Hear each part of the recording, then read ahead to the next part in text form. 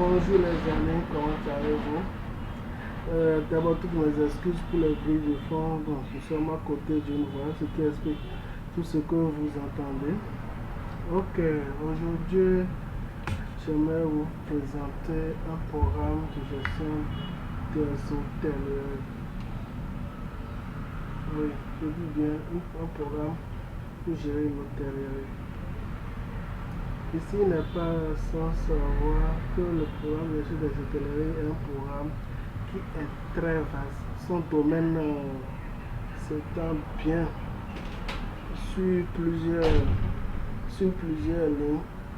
Donc, celle-ci commence de la réservation des chambres jusqu'au règlement des factures.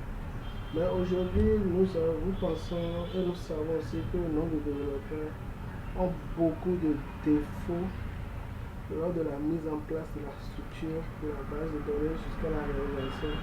Parce qu'un hôtel, ce n'est pas une maison. C'est tout un ensemble de maquettes à mettre en place pour pouvoir concevoir le début et la fin. Donc, comme je vais vous présenter, sans plus tarder, je vais vous présenter dans cette vidéo la première partie de cette démonstration. Ce sera plus précisément la construction des chambres et la définition de l'état de ces dernières.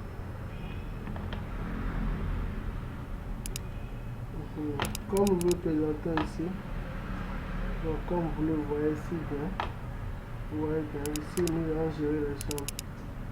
Donc voici, ici nous avions la composition des différentes chambres au sein de l'hôtel. Ici sur votre gauche, nous pouvons déterminer l'état, c'est à savoir les chambres qui sont disponibles, celles qui sont réservées, celles qui sont confirmées, celles qui sont occupées et celles qui sont en panne. Je vais vous expliquer en un trait. Les disponibles, c'est à savoir les chambres qui sont disponibles et qui ont été libérées par des clients. Les réservés, c'est ceux qui sont sous réservation. Ça veut dire que le client a fait passer un appel ou envoyer un message pour réserver une chambre d'une période A vers une autre période B. Donc, comme vous le voyez, après nous avions les confirmés, c'est-à-dire les chambres confirmées, c'est que suite à une réservation, le client a confirmé. C'est-à-dire que les réservations ont été confirmées. Donc nous avons une confirmation de ces réservations que les clients ont pris. Ouais. Et après nous avons occupé, comme j'ai bien dit au début, une chambre qui est occupée, comme vous le dites, vous savez, c'est les chambres qui sont automatiquement occupées par des clients. À l'heure actuelle, les chambres occupées. Donc après nous avons les chambres, par exemple les chambres qui ont été mises à l'écart pour raisons sanitaires ou bien pour des réparations, que nous avons souvent des chambres à part. Ici, tout, c'est-à-dire la définition de tous les états. Ouais, donc nous allons cliquer sur tout. Donc automatiquement, comme vous le voyez, là nous avons toutes les chambres. Donc vous voyez, toutes les chambres. Ici, ce n'est pas moi qui ai défini la nature des différentes chambres. Comme vous voyez ici, les chambres. Ok, comme je le disais, vous avez vu la chambre 1 par exemple, nous pouvons dire que c'est une chambre qui est occupée. Elle est bien en couleur verte, comme vous le voyez. Donc sur la droite, c'est des codes couleurs disponibles, réservés, confirmés, en panne ou bien occupés. Donc vous avez, quand nous cliquons sur les chambres en panne, qu'est-ce que vous voyez qu'elle est réellement en panne. Les chambres occupées, vous voyez, les chambres qui sont bien ouvertes. Donc vous vous posez la question de savoir qui occupent les chambres, pourquoi les chambres sont réservées, pourquoi les chambres ici sont disponibles. Ici nous allons créer une chambre sur laquelle nous allons utiliser pour travailler. Donc, comme vous avez vu, ces données sont définies par étage. Ici aucun, c'est souvent les chambres qui sont au sous-bâtiment, au niveau du rez. Vous avez vu. Après nous avons le premier étage, deuxième étage, et ainsi de suite. Donc nous allons créer la chambre numéro 4. toujours pour vous présenter comment cette dernière se fait. Comment la création en lui-même se fait. D'accord? Donc nous cliquons simplement sur nouveau. Vous voyez sur la droite automatiquement un code propre à une chambre. Donc c'est la chambre numéro 4. Donc je précise le numéro d'étage. Donc yeux oreilles. Le numéro de la chambre c'est le numéro 4. Désignation de la catégorie, c'est pour savoir à quelle catégorie la chambre appartient, c'est pour pouvoir définir le prix. Ici, on peut dire qu'elle appartient par exemple à une catégorie de bungalow par exemple. On définit.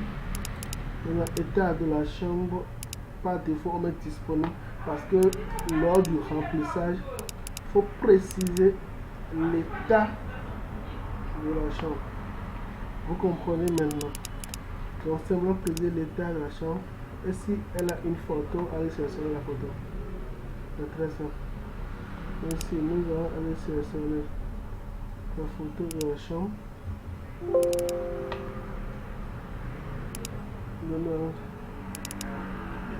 Ça, je choisis par exemple ça comme photo de la chambre. Donc si on va dire que c'est une salle, chambre, parce qu'il y a des salles, des chambres, des bungalows et tout au bout. Donc une fois que nous avons l'enregistrement qui est fait, donc si vous avez vu, c'est automatique. Donc étant donné que c'est une chambre disponible, ok les amis, vous voyez, ici nous avions par exemple sur le premier, le niveau bas, nous avions 4 chambres. Vous voyez, automatiquement nous avions les états, comme j'ai bien dit, occupé, réservé, annulé, disponible. Maintenant, dans la deuxième phase, je dois vous présenter comment une chambre est réservée, comment une chambre est confirmée, comment une chambre est occupée ou bien une chambre est annulée. En panne aussi, il faut dire une chambre annulée. C'est cette situation qui amène beaucoup de développeurs à se perdre. Vous allez me dire comment et pourquoi.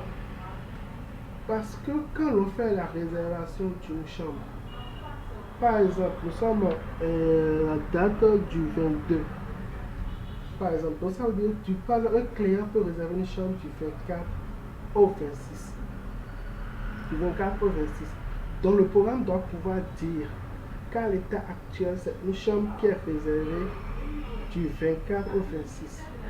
Ça ne veut pas dire que la journée d'aujourd'hui et de demain, que la chambre ne pourra pas être utilisée, c'est faux. Donc, il y a beaucoup cette combinaison que sincèrement je vais amener à vous présenter au cours du processus de ce programme.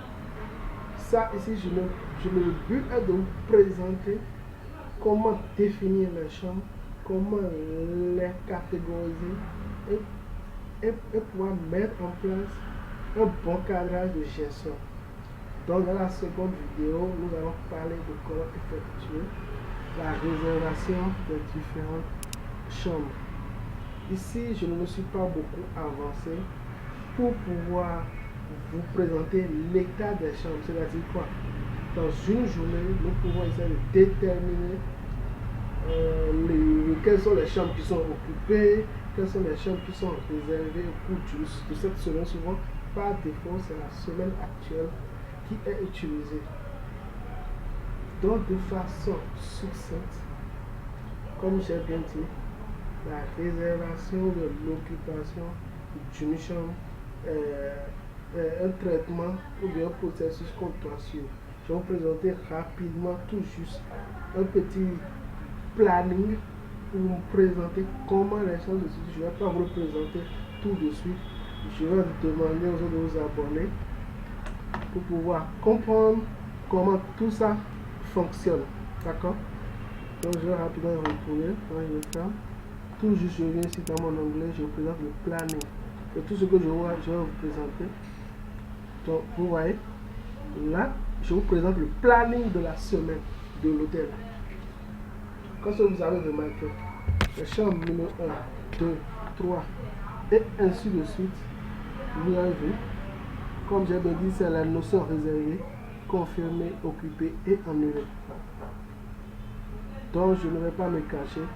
Donc c'est pourquoi il est essentiel de connaître l'état des chambres, de savoir, d'avoir un planning qui permet aux gérants ou bien à l'administrateur de savoir qui occupe, quelles sont les chambres qui sont occupées, les chambres qui sont réservées, les chambres qui sont réservées, confirmées, les chambres annulées. Oui, parce qu'il y a des réservations qu'on annule parce que la personne soit n'est pas venue, ça veut dire que quand c'est annulé, la chambre automatiquement devient disponible. Vous comprenez? Donc c'est tout ça que je vais vous présenter dans la suite de la présentation de la vidéo. Vous voyez?